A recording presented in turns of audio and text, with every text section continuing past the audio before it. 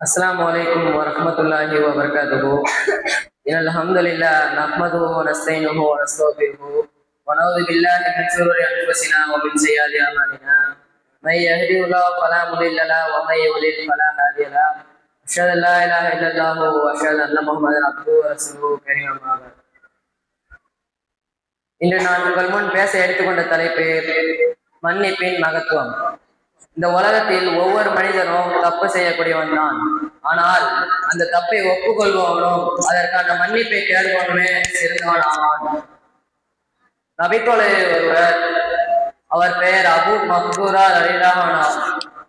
அவர் இஸ்லாத்தை ஏற்பதற்கு முன் பாங்கை கேலி செய்தார்கள். ஆனால் இஸ்லாத்தை ஏற்பதற்கு பிறகு யாராவது நீங்க தான் பாங்கை கேலி செய்தீர்களா என்று கேட்கப்பட்ட பொழுது அவர் தப்பை மறைக்காமல், ஆம் நான் தான் செய்தேன், ஆனால் அல்லாஹ் என்னை நேரடிப்படுத்தியிருக்கிறான் என்று கூறினார்கள். இங்கு அமர்ந்திருக்கக்கூடிய ஒவ்வொருவரும் தன்னைத்தானே சுய பரிசோதனை செய்து பாருங்கள். நாம் தப்பை ஒப்புக்கொள்கிறோமா? நாம் அல்லாஹ்விடம் மன்னிப்பு தேடுகிறோமா என்று ஒரு நிமிடம் சிந்தித்து பாருங்கள். தப்பு செய்வது ஒவ்வொரு மனிதனுக்கும் இயல்பான விஷயம்தான். ஆனால்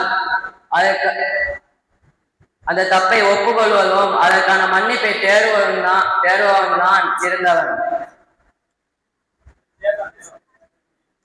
எனவே நாமும் அல்லாஹ்விடம் மன்னிப்பை பெறக்கூடியவர்களாக அல்லாஹ் உங்களையும் என்னையும் ஆக்கி அழைக்கிறவனாக என்று கூறியவனாக என்னுடைய உரையை நிறைவு செய்கிறேன். வாங்கியவன அல்ஹம்துலில்லாஹ்.